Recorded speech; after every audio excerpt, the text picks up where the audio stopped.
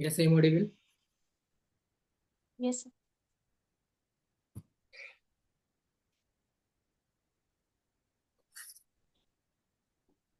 Yes, today topic coordination, whole coordination chemistry. Yes. First of all, basic coordination chemistry. What is coordination chemistry? What the main application of coordination chemistry? Basic theme.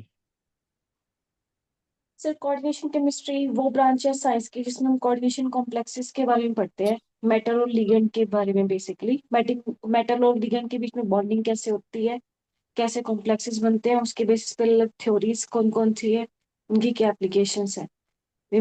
Applications के ये हैं कि metal की और ligand की जो complexes उनकी उनकी स्टेबिलिटी को एक्सप्लेन करना, वो कलर कैसे देते हैं, स्पेक्ट्रा कैसे शो करते हैं, उनमें मैग्नेटिज्म कैसे होता है, कौन से कौन से जो आपके हाई स्पिन कॉम्प्लेक्सेस बनाते हैं, कौन से लो स्पिन कॉम्प्लेक्सेस बनाते हैं, ये सारी कोऑर्डिनेशन कॉम्प्लेक्सेस की यस, गुड. एप्लीकेशंस है। Basic point. यस.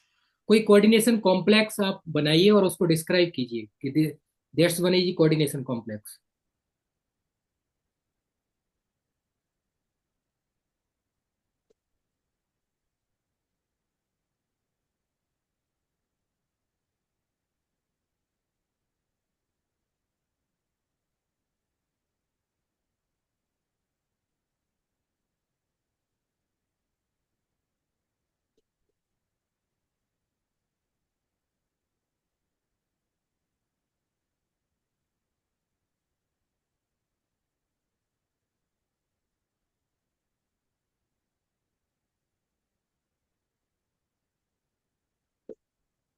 ये हमारे पास जो कोऑर्डिनेशन कॉम्प्लेक्स है,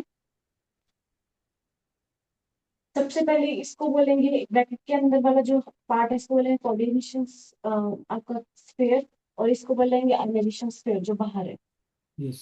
जो सेंटर में प्रेजेंट है वो आपकी पेटल है, और इसके साथ में जो ये चार अमोनिया लिखे हैं वो लिगेंड है।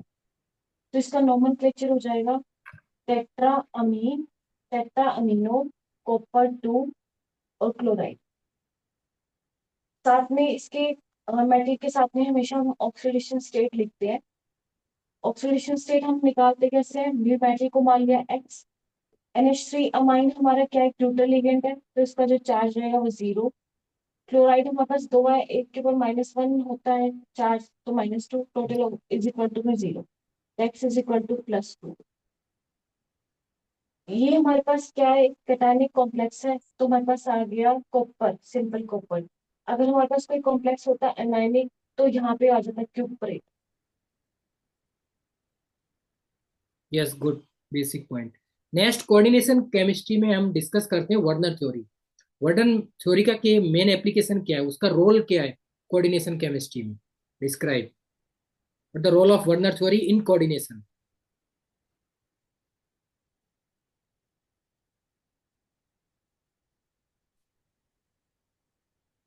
सर रिपीट करना, आपने क्या बोला, वर्नर क्या थ्योरी. पूछ रहे हो आप? वर्नर थ्योरी है, वर्नर थ्योरी का रोल क्या है, what the role of Werner theory in coordination chemistry? Describe थोड़ा. वर्नर थ्योरी ने जो आपकी जो कोऑर्डिनेशन कॉम्प्लेक्सेस है उसमें ऑक्सीडेशन स्टेट और कोऑर्डिनेशन नंबर को डिफाइन किया था। यस. कि फर्स्ट थ्योरी थी ये जो कोऑर्डिनेशन कॉम्प्लेक्सेस की, कि मेटल और लिगेंड के बीच में उनकी ज्योमेट्री कैसे होती है, उनके बीच में बॉन्डिंग कैसे होती है, उसको डिस्क्राइब किया था। दो तरह की वैलेंसी उन्होंने डिस्क्राइब की थी, एक तो प्राइमरी वैलेंसी और एक दूसरी थी सेकेंडरी वैलेंसी। प्राइमरी वैलेंसी आपकी जो है आयनाइजेबल होती है, और आपकी डिफाइन ऑक्सीडेशन स्टेट को। जो सेकेंडरी वैलेंसी है वो नॉन आयनाइजेबल होती है और डिफाइन करती है कोऑर्डिनेशन नंबर को। प्राइमरी वैलेंसी सेटिस्फाई करते हैं नेगेटिव लिगेंड्स ओनली। जो सेकेंडरी वैलेंसी होती है उसमें नेगेटिव लिगेंड्स भी डिफाइन करते हैं इसको, और as well as neutral ligand भी। प्राइमरी वैलेंसी को डिनोट करते हैं हम डॉट से, और जो सेकेंडरी वैलेंसी होती है उसको हम डिनोट करते हैं सॉलिड लाइन से। यस, प्राइमरी वैलेंसी और सेकेंडरी वैलेंसी की एग्जांपल बताइए आप थोड़ा, एग्जांपल के अकॉर्डिंग. जैसे हमने ये वाला कॉम्प्लेक्स लिखा हुआ है, यस. ये वाला कॉम्प्लेक्स है, तो इसकी हम अगर ऑक्सीडेशन स्टेट हमने निकाली तो क्या है, हमारे पास +2 आए, तो ये इसकी प्राइमरी वैलेंसी है। ठीक है। अब इसमें हमारे पास कोऑर्डिनेशन नंबर कितना है? कोऑर्डिनेशन नंबर होता है कि number of nearest neighbour ligand, कि नियरेस्ट में आपके कितने लिगेंड प्रेजेंट है। इसमें जैसे लिगेंड आपके पास है 4, तो इसका जो कोऑर्डिनेशन नंबर हो गया वो क्या हो गया? 4 हो गया। ये आपकी क्या है? सेकेंडरी वैलेंसी है।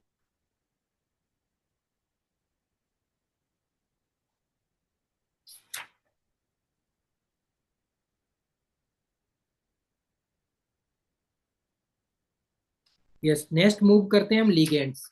लिगेंड्स की कुछ एग्जांपल बताइए आप। What is ligand, how many type, ligand what the uses of ligands in coordination. Ligand is a group of atoms or atom which can donate a pair of electron or more than one pair of electron to the central metal ion. ये कई तरह के हो सकते हैं: monodentate ligand, bidentate, tetradentate, hexadentate और ambidentate ligand. Monodentate मतलब जो सिर्फ आपको एक मेटल को सिर्फ एक लोन पेयर डोनेट करे। बाई का मतलब जो दो लोन पेयर डिवाइन करे। जैसे हमारे पास ईएन है, इथाइलिन डायमीन, इथाइलिन डायमीन है हमारे पास। तो उसमें डायमीन दो नाइट्रोजन हो गए हमारे पास डोनेट करने के लिए, तो वो बाइडेंटेट लिगेंड है। टेट्राडेंटेट जो आपके 4 इलेक्ट्रॉन पेयर डोनेट करे। हेक्साडेंटेट जो 6 इलेक्ट्रॉन पेयर डोनेट कर सकते हैं, जैसे आपका EDT, ethylene diamine. Yes, EDT hexadentate ligand है। यस। यस,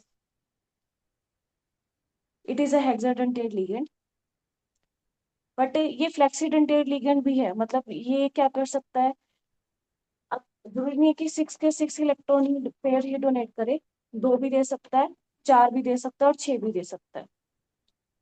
एम्बिडेंटेट लिगेंड वो होते हैं which have more than one site of attraction, जैसे कि आपका थायोसाइनाइट और आइसोसाइनाइट है, मतलब जिनके पास एक से ज्यादा एटम हो डोनेट करने के लिए, तो वो सल्फर से भी दे सकता है और नाइट्रोजन से भी दे सकता है।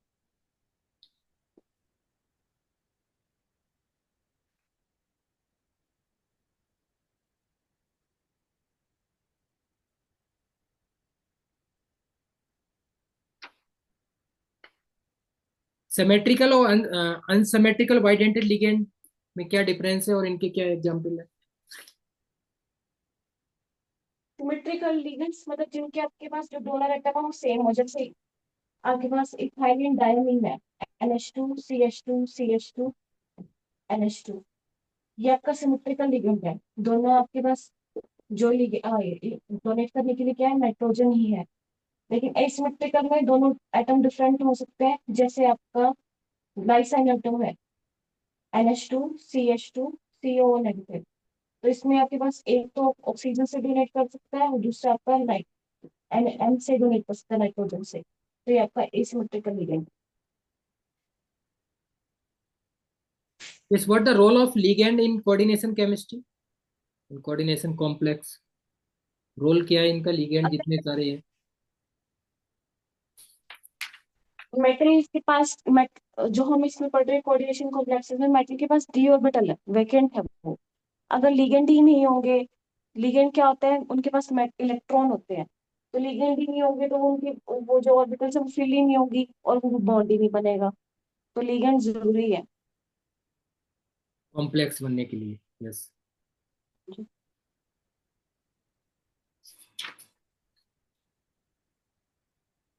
ये next new topic is isomerism. What the main application of isomerism in coordination chemistry?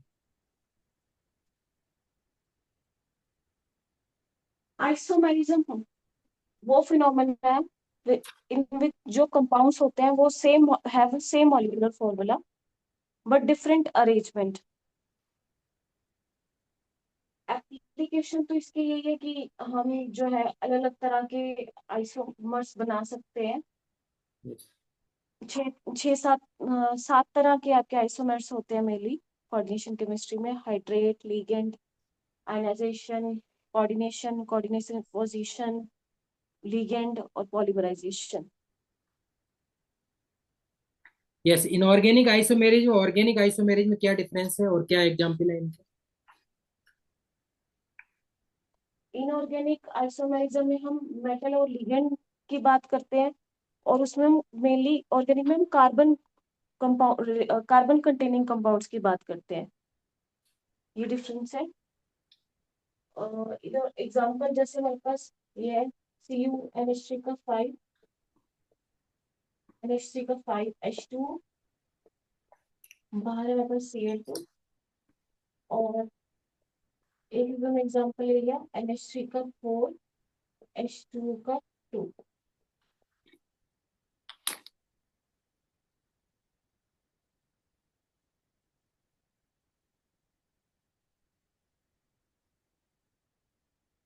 ये आपका जो है हाइड्रेट आइसोमरिज्म है, मतलब कि आपके पास जो वाटर की अमाउंट है, वाटर नंबर ऑफ लिगेंड्स है, वो डिफरेंट है। ये इसका एग्जांपल है। और ऑर्गेनिक में एग्जांपल जैसे कि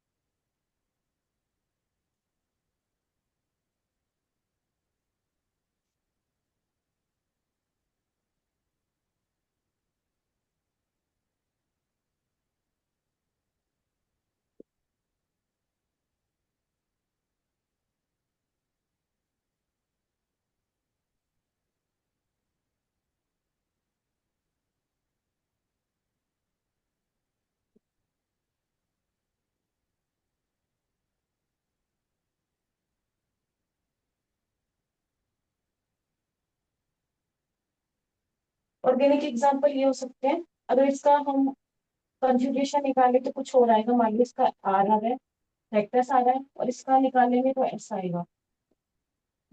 तो जो ये जो आर और एस है वो आपकी इनिशियल हो जाएंगे, मतलब which have the same molecular formula, but जो उनकी मिरर इमेज आएगी वो आपकी नॉन सुपर बहुत सारे इम्पॉसिबल होगी। Example, yes, chiral achiral molecule, RS nomenclature, eclipse hmm, staggered, बहुत सारे एग्जाम्पल हैं ये कार्बन के, आप दे सकते हैं एग्जाम्पल। नेक्स्ट, लिंकेज आइसोमेरेज का कोई एग्जाम्पल बताइए। लिंकेज आइसोमेरेज क्या होती है, कौन से कॉम्प्लेक्स शो करते हैं? लिंकेज आइसोमेरिज्म वो आइसोमेरिज्म होती है which have the same molecular formula, molecules have same molecular formula, but different attachment of the atom of a ligand, मतलब which contain a abundant ligand, उनमें होता है लिंकेज आइसोमेरिज्म। जैसे मेटल्स साइनाइड है, अगर एक आपके साथ मेटल के साथ साइनाइड लगाओ और एक आपके पास आइसोसाइनाइड लगाओ NCO, तो ये आपका लिंकेज आइसोमेरिज्म है।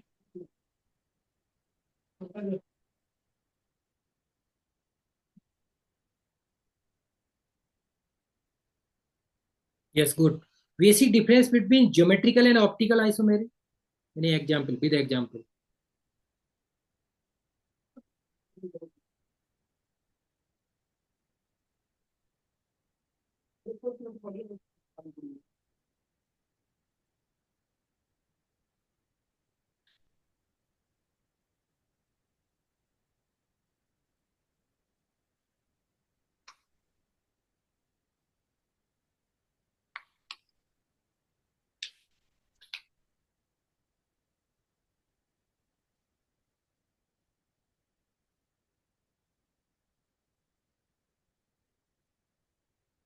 ऑप्टिकल आइसोमेरिज्म वो आइसोमेरिज्म होता है जिन कंपाउंड्स में ना तो प्लेन ऑफ सिमेट्री हो, ना ही उसमें सेंटर ऑफ सिमेट्री हो। अगर किसी कंपाउंड में प्लेन ऑफ सिमेट्री या सेंटर ऑफ सिमेट्री प्रेजेंट है तो वो ऑप्टिकली इनएक्टिव होंगे। ज्योमेट्रिकल आइसोमेरिज्म जिनका मॉलिक्यूलर फॉर्मूला सेम हो बट उनकी जो अरेंजमेंट है स्पेस में वो डिफरेंट हो। इसमें आते हैं जैसे सिसो ट्रांस वाले कॉम्प्लेक्स है, आपके पास अगर दो लिगेंड आपके सेम साइड पर है तो वो हो गया आपके पास सिस कॉम्प्लेक्स, और अगर दो लिगेंड आपके अपोजिट साइड्स पे है तो वो हो गया आपका ट्रांस कॉम्प्लेक्स। ये मेन डिफरेंस है इनमें। जो स्टेल प्लेनर कॉम्प्लेक्स है वो कभी भी ऑप्टिकली एक्टिव नहीं होते, क्योंकि उनमें हमेशा एक प्लेन ऑफ सिमेट्री प्रेजेंट रहता है। ज्योमेट्रिकल जो आपके पास टेट्राहेड्रल कॉम्प्लेक्सेस है वो आपका ऑप्टिकल शो कर सकते हैं, ऑक्टाहेड्रल भी शो कर सकते हैं, बट कंडीशन ये है कि उनके अंदर कोई प्लेन ऑफ सिमेट्री प्रेजेंट नहीं होना चाहिए।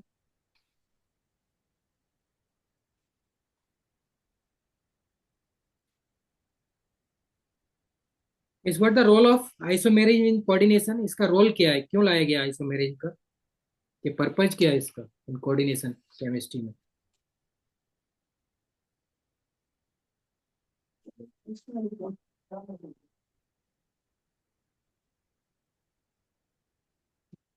ऐसे देखा गया कि हमें ऐसे कई कॉम्प्लेक्सेस मिले कि जिनका मॉलिक्यूलर फॉर्मूला तो सेम था, पर उनकी जो प्रॉपर्टीज थी वो डिफरेंट आ रही थी। जैसे आपके इनैंशियोमर है वो आपकी सारी प्रॉपर्टीज सेम शो करते हैं, फिजिकल प्रॉपर्टीज, लेकिन जो उनका बिहेवियर होता है towards a plane polarise light वो डिफरेंट होता है।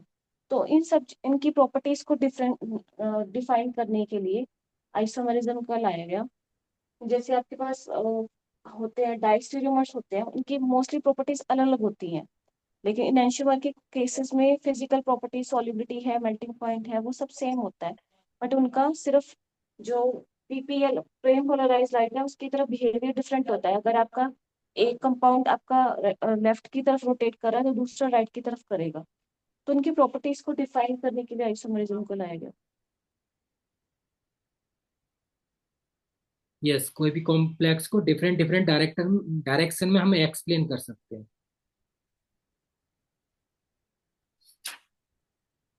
नेक्स्ट, आईयूपीएसी नोमेनक्लेचर, क्या एप्लीकेशन है और इसका क्या पर्पज है इन कोऑर्डिनेशन केमिस्ट्री?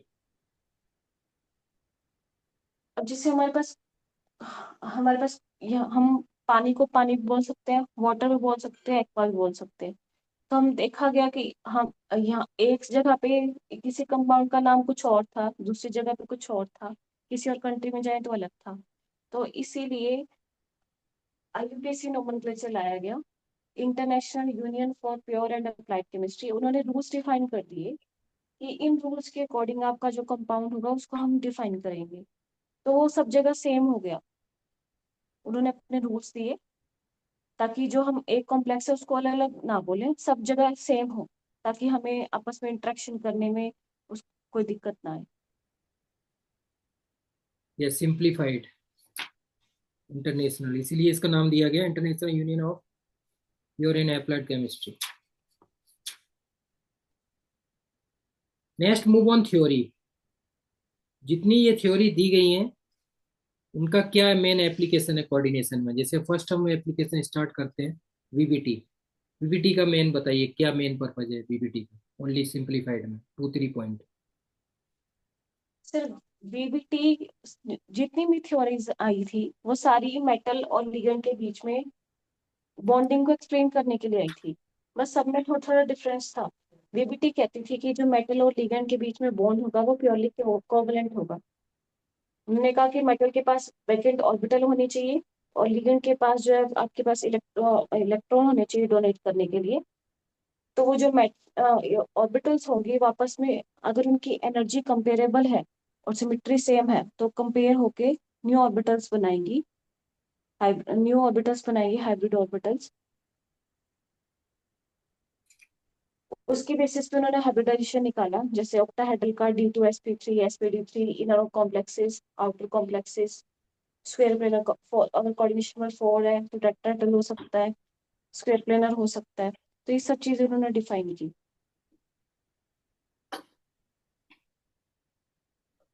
यस, वीबीटी के अकॉर्डिंग। सीएफटी के अकॉर्डिंग? सीएफटी कहती थी कि मेटल और लिगेंड के बीच में जो बॉन्डिंग होगी वो प्योरली आयनिक होगी। जो लिगेंड होंगे वो आपके पॉइंट चार्जेस की तरह कंसीडर पॉइंट चार्ज की तरह बिहेव करेंगे। उनका जो नेगेटिव चार्ज लिगेंड है, मतलब नेगेटिव एंड है, वो आपका मेटल की तरफ डायरेक्ट होता है। जो उनके अंदर इंटरेक्शन होगी वो प्योरली इलेक्ट्रोस्टैटिक होगी।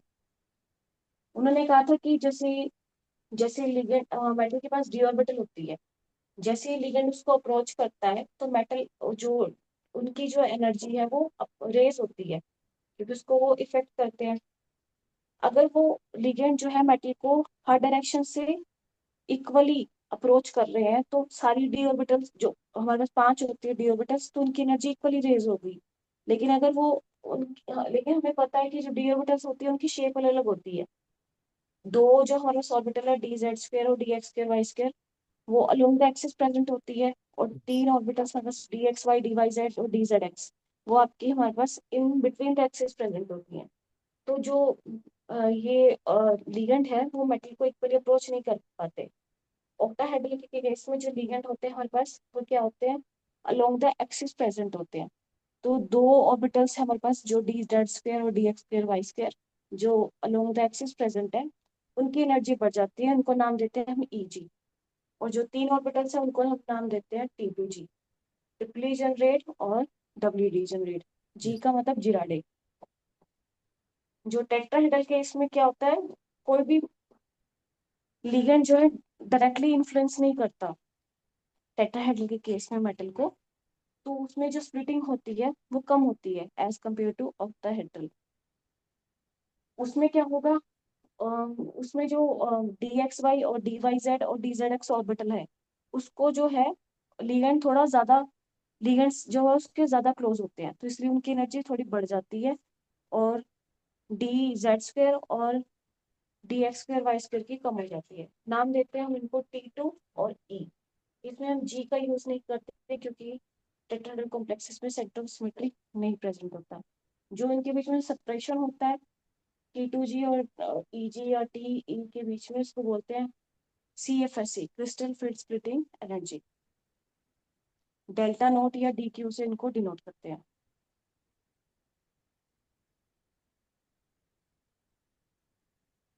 यस। सीएफटी में हम यूज करते हैं स्पेक्ट्रोकेमिकल सीरीज का, इसका क्या मेन पर्पज है? स्पेक्ट्रोकेमिकल सीरीज का मेन पर्पज क्या है, एप्लीकेशन क्या है? बीबीटी ने क्या किया था, हाइब्रिडाइजेशन तो एक्सप्लेन कर दी थी, लेकिन किसी में वो पेयरिंग करा रहे थे, किसी में नहीं करा रहे थे। कोई लिगेंड आपका स्ट्रॉन्ग बना रहा था, कोई आपका वीक फील्ड बना रहा था। तो सीएफटी ने एक स्पेक्ट्रोकेमिकल सीरीज दी, जिसके बेसिस से बताया कि उन्होंने कि ये आपके पास स्ट्रॉन्ग फील्ड लिगेंड है, ये आपके पास वीक फील्ड लिगेंड है, ये पेयरिंग करेंगे ये नहीं करेंगे।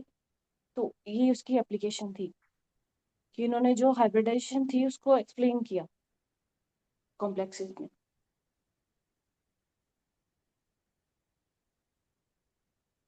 यस, केमिस्ट्री में इलेक्ट्रोकेमिकल सीरीज, स्पेक्ट्रोकेमिकल सीरीज और इरविन विलियम सीरीज, इन तीनों में डिफरेंस क्या है? इरविंग विलियम सीरीज स्टेबिलिटी बताती है मेटल की, कि आपके पास बोलती है जैसे कि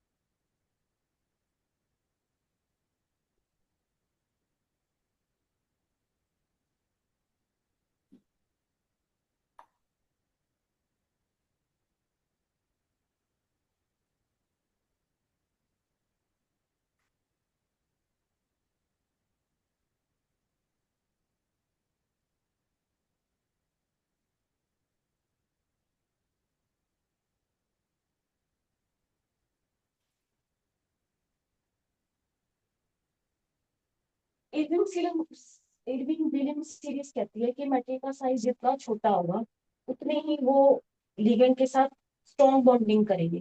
ये उन्हें सीरीज ही थी, मेनली इसका साइज सबसे छोटा होता है, ये सबसे ज्यादा स्टेबल कॉम्प्लेक्स बनाएगा। फिर आयरन, फिर कोबाल्ट, फिर निकल।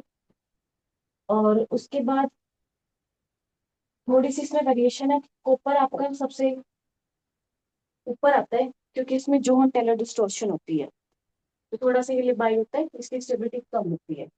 तो उन्होंने कहा था कि वो इसकी एप्लीकेशन यही थी कि इन्होंने जो स्टेबिलिटी थी कॉम्प्लेक्सेस उसको डिफाइन किया on the basis of size of the metal. Spectrochemical series क्या देती है आपको, इन्होंने वीक फील्ड और स्ट्रॉन्ग फील्ड लिगेंड दिए, ये आपके पास वीक फील्ड लिगेंड है, ये सारे आपके पास स्ट्रॉन्ग फील्ड लिगेंड है। ये वीक पाई रिसेप्टर है, ये स्ट्रॉन्ग पाई रिसेप्टर है, ये वीक पाई डोनर है, ये स्ट्रॉन्ग पाई डोनर है। तो उन्होंने कहा कि स्प्लिटिंग जो होगी इस तरह से होगी, जैसे स्ट्रॉन्ग फील्ड लिगेंड है तो उसमें स्प्लिटिंग आपके पास ज्यादा होगी, तो आपके पास कॉम्प्लेक्स जो है लो स्पिन बनेगा। इनमें जो स्प्लिटिंग है वो कम होगी, तो आपके पास कॉम्प्लेक्स हाई स्पिन कॉम्प्लेक्स बनेगा। इलेक्ट्रोकेमिकल सीरीज ये थी।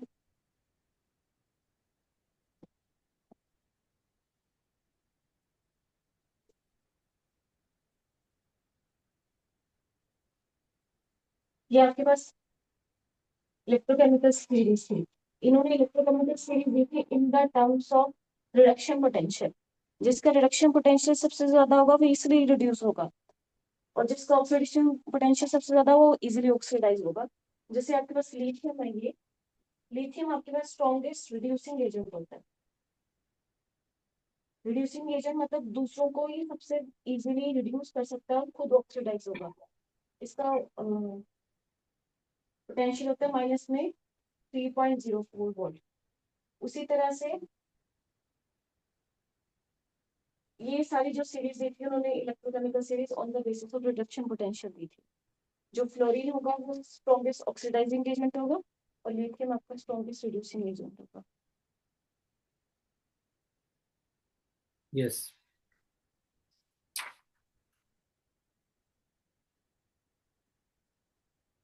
ये जेटीडी का मेन एप्लीकेशन क्या है? जेटीडी का वर्क क्या है? सीएफटी के अकॉर्डिंग क्या करता है जेटीडी? जेटीडी आपका कोई भी आपके स्मॉल लीनियर मॉलिक्यूल है, अगर उसके अंदर डीजनरेसी प्रेजेंट है तो उसको ब्रेक कर देता है और उसकी सिमेट्री और डीजनरेसी को रिमूव कर देता है, तो जिससे जो उसकी स्टेबिलिटी है वो इंक्रीज हो जाती है।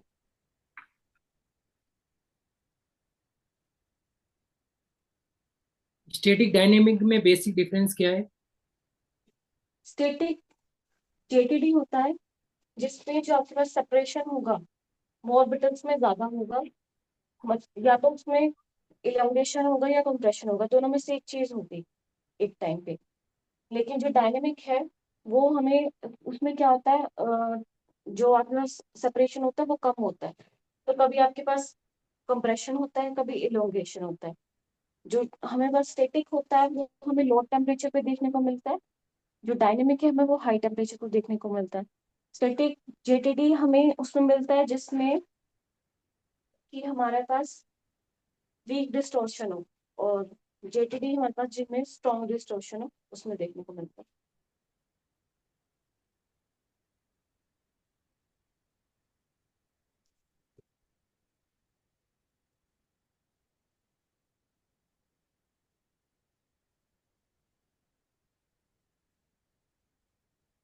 स्टैटिक डायनेमिक के एग्जाम्पल क्या है? Any one example?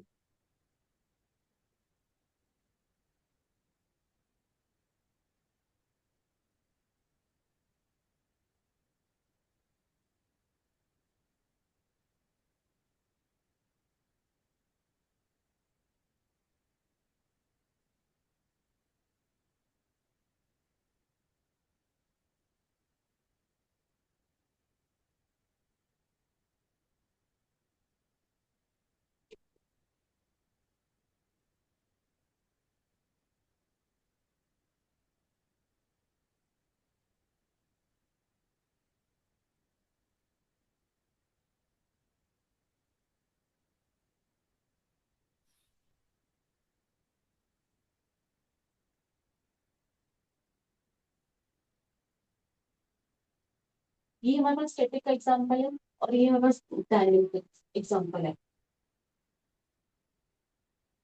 Hexa aqua iron 2।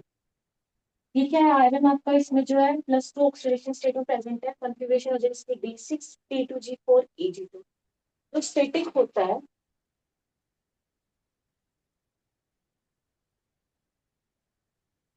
जो स्टैटिक होता है वो उस केस में होता है जिसमें आपके पास क्या हो, स्ट्रॉन्ग डिस्टॉर्शन हो।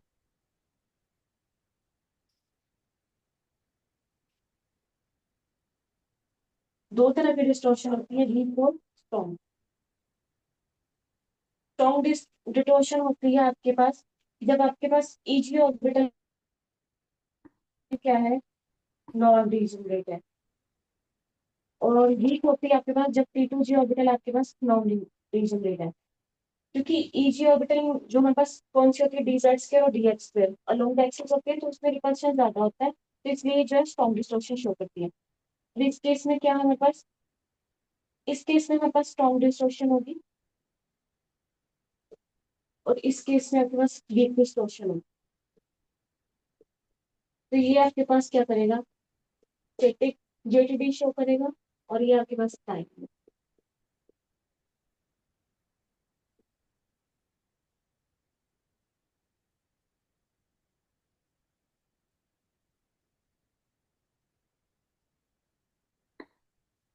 Yes, right. Next ligand theory क्या है, लिगेंड और एमओटी में क्या डिफरेंस है? Ligand field theory sir MOT को ही मेनली बोलते हैं। उन्होंने कहा था एटॉमिक मॉलिक्यूल्स है, मेटल और लिगेंड की वापस में कंबाइन होगी और न्यू मॉलिक्यूलर ऑर्बिटल्स बनाएंगी। इन्होंने कहा था कि जो मेटल और लिगेंड के बीच बॉन्डिंग होगी, ना वो प्योरली आयनिक होगी ना प्योरली कोवलेंट होगी। 50% उसमें कोवलेंट बॉन्डिंग होती है, 50% आयनिक बॉन्डिंग होती है। मैंने नाम दिया था एस पी को, जैसे एस पी को हम नाम लेंगे A1G, पी को हम T1U, और डी को T2G और Eg। इसी तरह जो लिगेंड होंगे उनको भी हम ऐसे लेबलिंग करेंगे, और जिनकी सेम सिमेट्री होगी वापस में कंबाइन करके न्यू ऑर्बिटल्स बनाएंगे। ये हमारे पास एमओटी थी।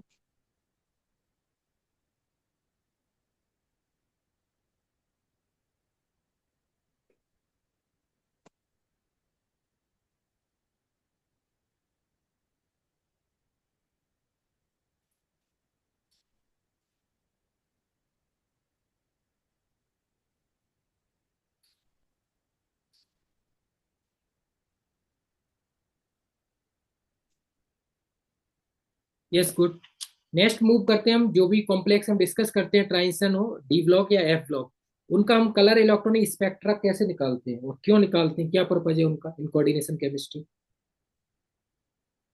तो पहले हम थोड़ा रिएक्शन मैकेनिज्म में कर ली, क्योंकि ये सब हम सारी चीज डिस्कस कर चुके हैं, बार बार वही रिपीट हो रही है।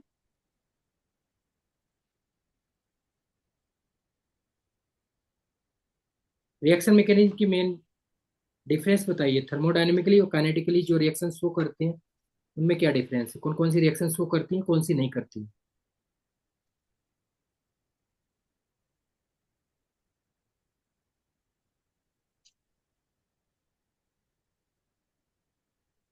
रिएक्शन मैकेनिज्म में दो तरह की स्टेबिलिटी होती है, एक होती है बस थर्मोडायनेमिक स्टेबिलिटी,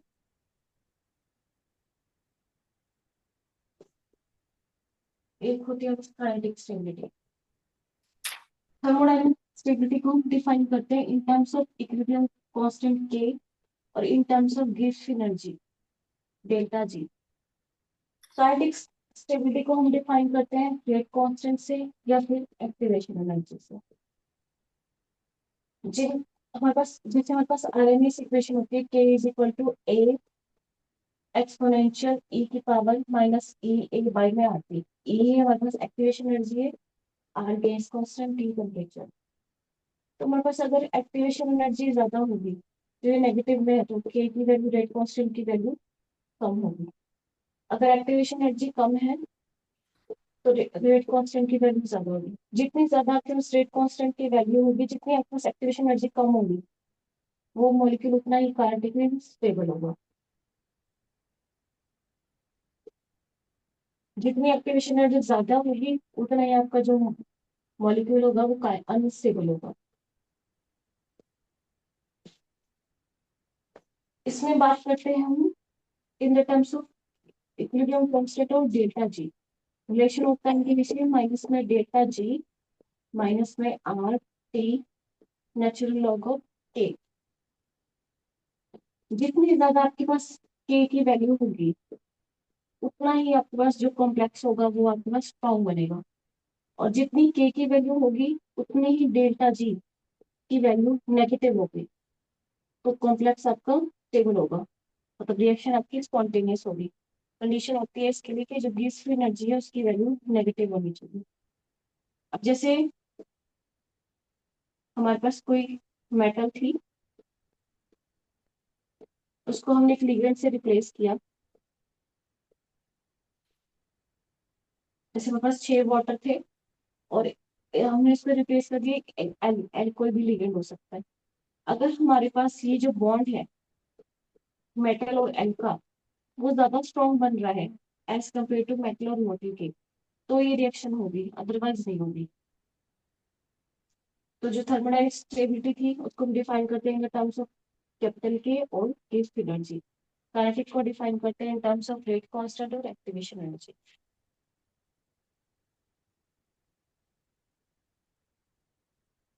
काइनेटिकली और थर्मोडायनेमिकली जो कॉम्प्लेक्स आपने ये बताया किस पे डिपेंड करते हैं, इस factor affecting the stability of complex? किसमें सर, थर्मोडायनेमिक में काइनेटिक में, किस में पूछ रहे हो? थर्मोडायनेमिक काइनेटिक दोनों में। ये कब बता दीजिए बन भाई, थर्मोडायनेमिक फिर देन काइनेटिक।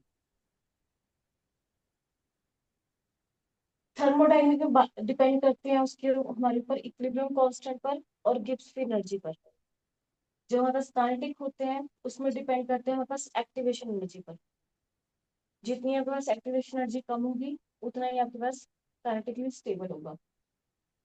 और थर्मोडायनेमिक में जितनी गिब्स एनर्जी आपकी नेगेटिव होगी या हाई वैल्यू होगी इक्विलिब्रियम कांस्टेंट की, तो उतना ही आपके पास थर्मोडायनेमिक स्टेबल होगा।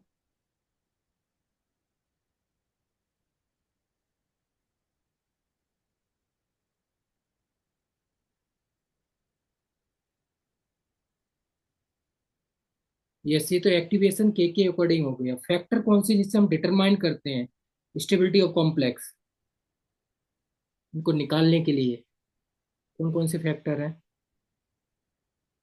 सर दो तरह की चीजें होती है मतलब काइनेटिक में। एक हमारे पास लेबाइल कॉम्प्लेक्स होता है, एक हमारे पास इनर्ट कॉम्प्लेक्स होता है। तो इसके बेसिस पे अलग अलग थ्योरीज आई थी। एक तो on the basis of VBT explain किया गया था इसको, और on the basis of CFT. VBT ने कहा था अगर आपके पास कोई वैकेंट, जब हम हाइब्रिडाइजेशन करते हैं, कोई वैकेंट डी ऑर्बिटल प्रेजेंट है, वैकेंट एन माइनस वी, मतलब n-1 डी ऑर्बिटल प्रेजेंट है, तो वो आपका लेबाइल होगा। अगर आपके पास ऑर्बिटल वैकेंट ऑर्बिटल प्रेजेंट नहीं है तो वो आपका कॉम्प्लेक्स जो है इनर्ट होगा, मतलब वो जल्दी से रिएक्ट नहीं करेगा। और उसके बाद आई थी आपके पास सीएफटी। उन्होंने कहा था कि जैसे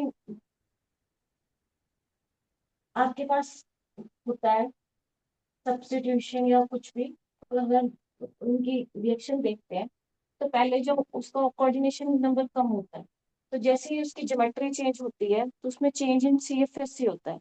अगर चेंज इन सीएफएससी जीरो है या फिर पॉजिटिव है तो वो कॉम्प्लेक्स आपका लेबाइल होगा। अगर चेंज इन सीएफएससी नेगेटिव है तो वो कॉम्प्लेक्स आपका इनर्ट होगा। उन्होंने ऐसे एक टेबल बना के दी थी जिसमें सीएफएससी निकाली हुई थी।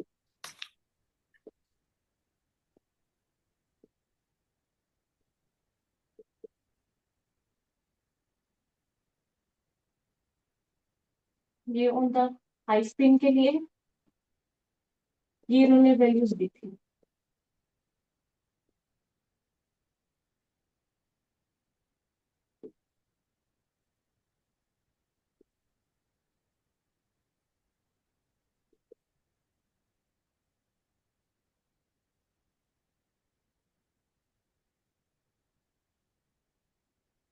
लो स्पिन के केस में इसमें सेम रहेगा।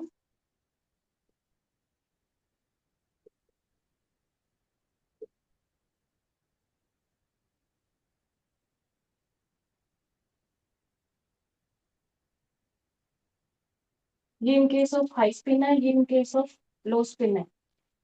अब देखा है इसमें जैसे हमारे पास D3 कॉम्प्लेक्सेस है, D3 है और D8 है, -2 है, चाहे हाई स्पिन हो या लो स्पिन हो, नेगेटिव है आपकी सीएफएससी।